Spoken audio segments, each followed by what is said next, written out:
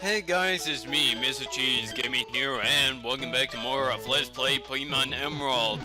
Last time, well, first of all, let me apologize last time for having very poor commentary.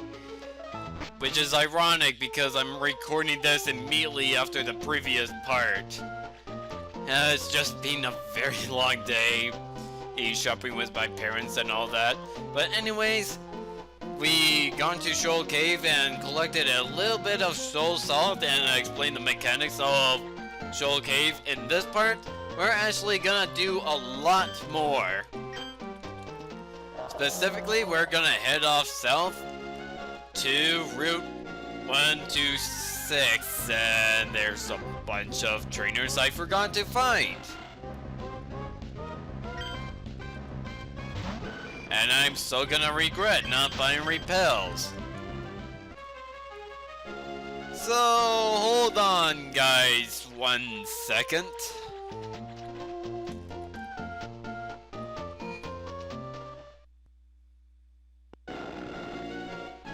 Okay, I'm sorry about that guys, and of course I have to go to Lily Cove because Moss Deep only sells max repels. You know, the the rip-off item.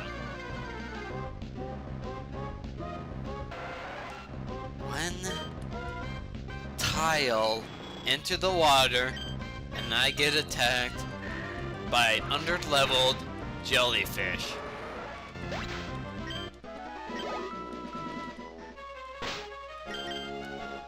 So let's go into our bag, and you know what? Let's use up the rest of our repels, why not? Anyways, Road 124 heads south. Actually, first of all, let's go ahead and if you tap here and actually in these dark patches, you can actually dive. While using dive, you cannot run into wild Pokemon except in the seaweed. In the seaweed, there are some new Pokemon you can find. First up is Chinsao, a unique water electric type that can learn Thunder Wave and Confusion. Very annoying to the opponent by doing the Thunder Wave and Confusion. Parafusion is what us fans call it. It evolves into Lantern at level 27, but it does not have very good stats. The other Pokemon you can find here is Clamperl, which is a very defensive water-type Pokemon. It has 2 evolved forms that are important for a side quest. Well, basically you can only evolve it into 2 separate Pokemon, and depending on what you evolve it into, what am I saying? It requires an item to evolve into it, and depending on what item you have it holding, it determines what Pokemon is going to evolve into, which is Gorbis and Huntail.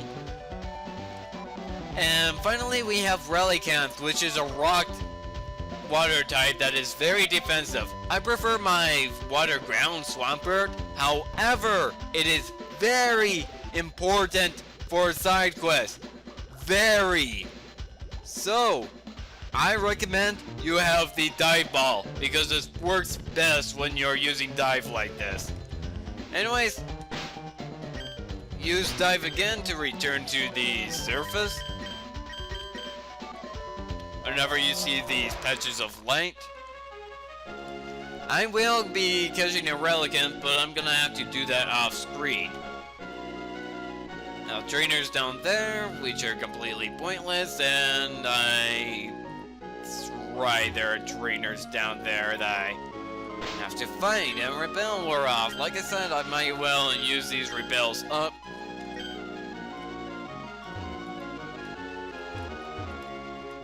Oh, never mind, I can actually skip these trainers by going into a secret path. Alright, Route 126. This is actually a very interesting route because this route, it is covered in diveable water. Like, it is completely a ring. You know what? I'll dive.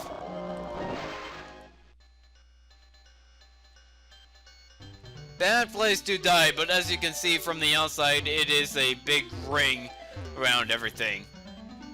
Actually, I can step out right here, and as you can see, yeah, say big ring. Like I said, seaweed is the only parts where you can actually encounter wild Pokemon, which of course I already listed.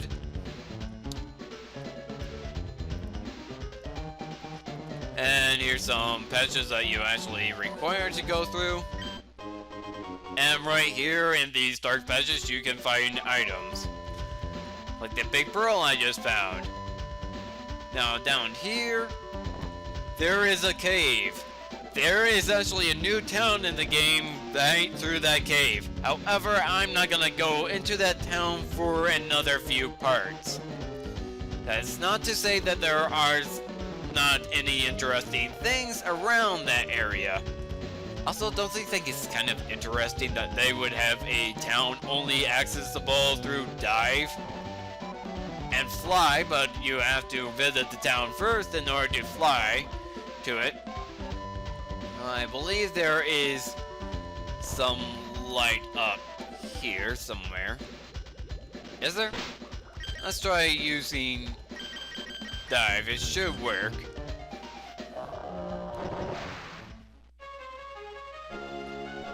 Yeah, there is a hidden item very close to here. I believe that you have to go, like, in the road north of this. Actually, yeah, it's that little patch right here. No, wrong patch. Anyways, further up is a little patch of water, like, it's literally one tile, but if you go ahead and use dive in there, there's a little secret tunnel that leads to an area where you can build secret bases, and those secret bases are very nice and they're wide open areas.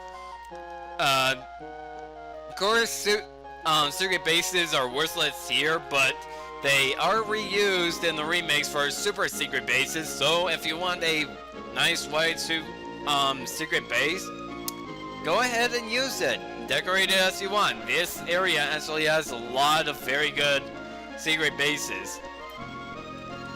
Of course, in this game, many of those secret bases don't exist yet.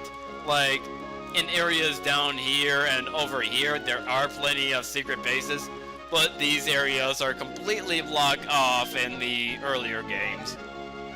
So if you're playing Emerald, too bad. If you're playing the remakes, yes, there are a lot of secret bases you can find. Or I should say, super secret base. That's what they're called in the remakes.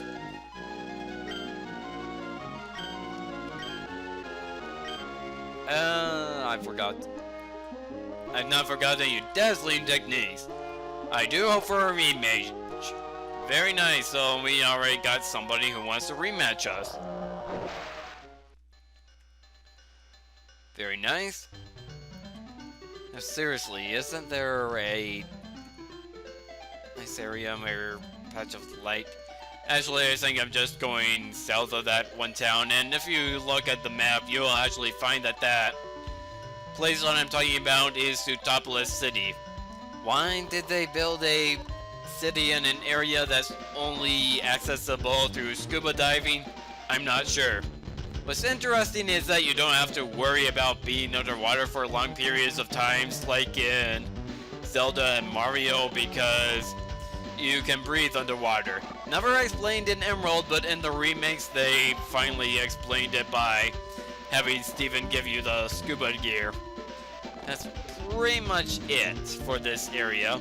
Save there are those Pokemon that you can find, and you know what? It would be very nice if I do find a Relicanth here. Unfortunately, it's a 5% chance. Too bad that you have to move very slow when you're underwater.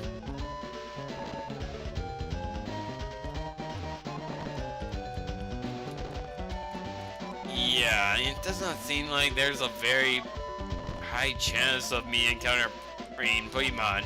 I know that my repel is down. I'm not using repels. What even sucks even more is that there's only a 5% chance of encountering the Pokemon that I want. Seriously, it took that long to find a Clamperl. Of course, Clamperl is the most common Pokemon you can find here, but still.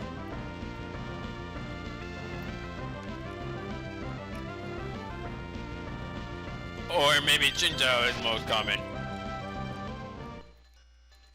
Either way, it takes a long time to find wild Pokemon, and it doesn't help that Relicanth is the rarest of those Pokemon.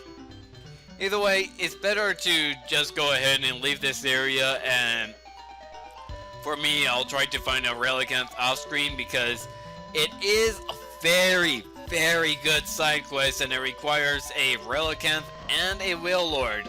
So remember that. Relicanth and Wailord. I have a Wailmer, but it's gonna take a long time for me to level it up into a Wailord. Anyways, that's pretty much it for Route 126. In the next part, I guess we can go ahead and tackle Route 127, which I'm sure is... Yeah, it's actually just in the area right over, and yes, these areas, 128, 129, very small area, 130, 131, 132, 133, 134. Yeah, there is a lot of water in this game. 7 out of 10, too much water. So yeah, I think I'm gonna end it here, and next time on Let's Play Pokemon Emerald, we're actually going for the area south of Moss Deep, which is Route 127. I will see you guys then.